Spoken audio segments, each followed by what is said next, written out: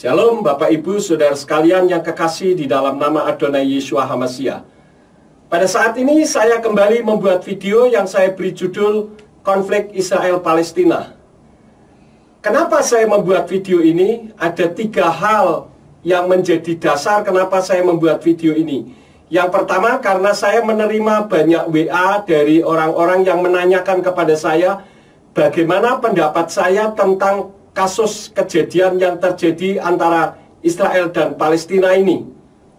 Maka saya menjawab menggunakan WA, tetapi tidak lama ada lagi yang lain yang menanyakan kepada saya.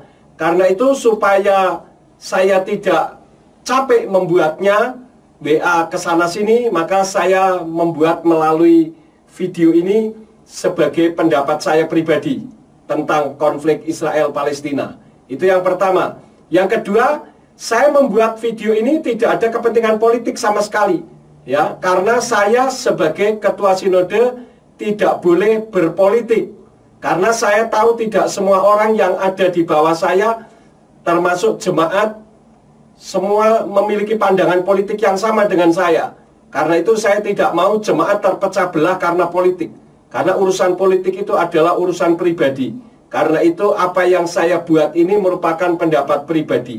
Yang ketiga, saya menyajikan fakta. Artinya bahwa apa yang saya sampaikan ini berdasarkan kejadian yang nyata yang saya ambil dari berita-berita luar negeri yang tentu saja tidak ada unsur politik ataupun berpihak kepada manapun juga. Karena itu jangan saudara anggap kalau saya membuat video ini lalu orang menganggap bahwa saya ini anti-anti Israel atau berpihak ke Palestina. Sama sekali tidak ada keuntungan yang bisa saya dapatkan kalau saya berpihak ke Palestina ataupun kalau saya berpihak ke Israel. Ini hanya suatu pendapat pribadi saya. Kenapa? Karena saya tidak menyetujui adanya pembunuhan. Baik pembunuhan yang terjadi dilakukan oleh Israel maupun yang dilakukan oleh Palestina. Ya, karena kitab suci yang saya yakini pembunuhan itu merupakan satu perbuatan dosa. Jadi kalau saya melihat ada rudal Israel yang menyerang ke kelompok Hamas dan terkena warga sipil dan anak-anak, karena memang kenyataan yang ada, Hamas itu menjadikan warga sipil dan anak-anak sebagai perisai hidup. Termasuk ketika mereka mengirimkan roketnya, kemudian ketika dibalas, mereka lari masuk ke masjid. Sehingga akhirnya masjid jadi diacak-acak, ya, karena mereka larinya ke dalam. Saya pikir kalau memang sebagai seorang pecundang, ya hadapi dengan konsekuensinya, ya.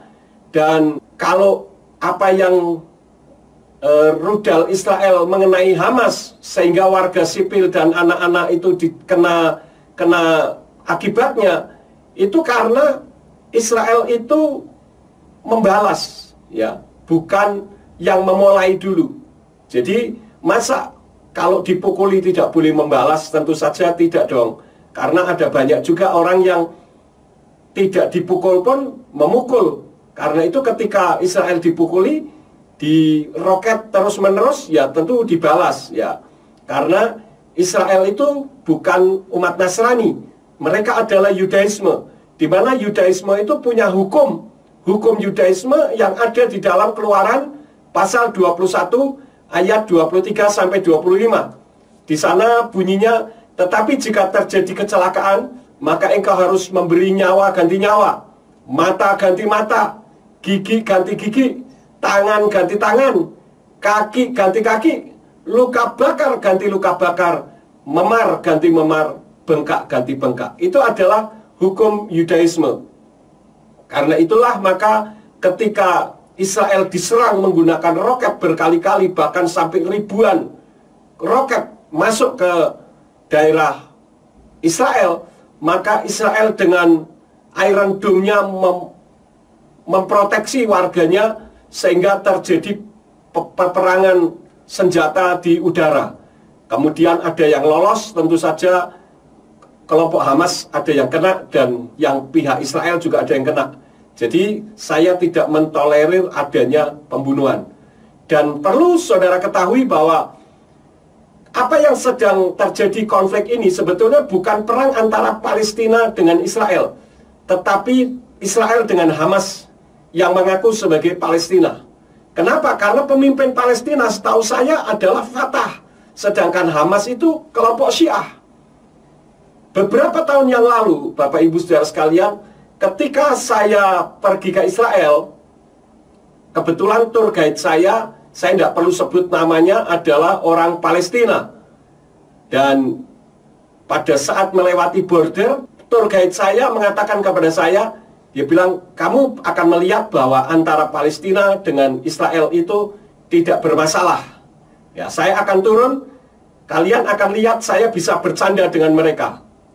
Kemudian bis berhenti, dia turun, tidak tahu ngomong apa, mereka bisa bercanda, begitu ya. Kemudian tour guide ini naik lagi dan dia mengatakan bahwa ya, saudara sudah melihat tadi bagaimana saya bisa bercanda dengan mereka, karena antara Palestina dengan Israel itu tidak bermasalah. Yang bermasalah adalah Hamas, kelompok Hamas ya. Jadi tour guide saya bisa bercanda dengan IDF atau tentara Israel. Jadi yang berkonflik adalah Israel dengan Hamas. Nah, perlu saudara ketahui di Indonesia bahwa Hamas itu oleh negara-negara Arab itu dianggap sebagai teroris karena didukung oleh Iran yang adalah Syiah. Di mana notabene di Indonesia, Bapak Ibu saudara sekalian, Syiah itu dimusuhi oleh mayoritas umat Islam di Indonesia. Karena umat Islam di Indonesia setahu saya adalah Sunni ya. Jadi tidak bisa akur. Tetapi anehnya, kok banyak juga yang berpihak ke Palestina, padahal tidak tahu ujung pangkalnya. Saya sudah pernah memforward tentang sejarah awal terjadinya konflik masalah ini. Itu sebetulnya hanya masalah rebutan tanah, ya, bukan masalah agama. Nah, ini salahnya kalau di Indonesia digoreng-goreng akhirnya menjadi kasus agama. Sama sekali tidak, ya. Nah, saya ingin beritahu bahwa Indonesia ini terkenal sebagai juru damai. Nah, ada wacana supaya Indonesia bisa mendamaikan mereka. Saya pikir bagaimana bisa mendamaikan kalau Indonesia saja berpihak, ya. Oleh karena itulah maka melalui video ini saya ingin supaya semua saudara yang nonton video ini bisa mengetahui bahwa kejadian yang ada konflik antara Israel dengan Hamas itu bukan konflik agama. Bukan hanya di dunia politik. Dengan alasan demi persatuan agama di Indonesia, banyak juga pendeta-pendeta yang lupa bahwa Israel itu adalah bangsa pilihan Elohim. Nah, kalau bangsa Israel adalah bangsa pilihan Elohim, kemudian kita memusuhi bangsa pilihan Elohim, bangsa pilihan Tuhan, itu sama saja dengan kalau kita memposisikan diri sebagai musuhnya Elohim, sebagai musuhnya Tuhan. Kenapa? Karena ada banyak ayat di dalam kitab suci yang mengatakan siapa yang memberkati, kepadanya akan diberkati, dan siapa yang mengutuk, kepadanya akan dikutuk. Ada banyak sekali ayatnya, sehingga saya tidak perlu menyampaikannya di sini. Saudara bisa melihat sendiri dalam kitab suci saudara. Nah, kebencian yang didasari pada ketidakmampuan menganalisa dan fanatisme sempit terhadap agama dapat membutakan mata hati. Oleh karena itu, dengan kejadian konflik antara Israel Palestina, sebaiknya kita tidak usah ikut campur mendukung yang mana. Kita berdoa saja supaya terjadi perdamaian di Timur Tengah. Di Indonesia sendiri sudah banyak masalah. Ada banyak sekali orang-orang yang perlu dibantu.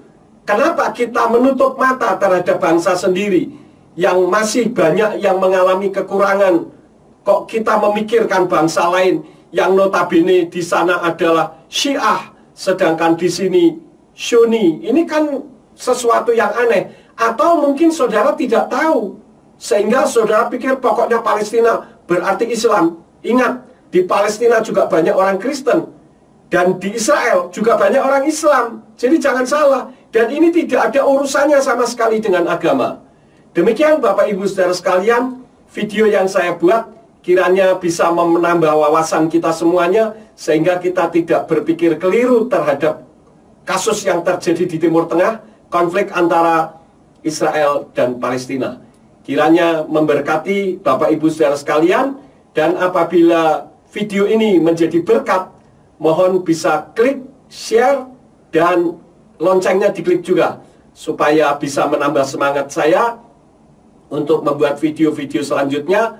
Dan apabila saya membuat video yang baru, saudara bisa mendapatkan yang pertama. Terima kasih Bapak Ibu saudara sekalian nonton video ini. Bapak Yahweh Besem Yeshua HaMashiach Beruah HaKodes memberkati kita semua. Amin.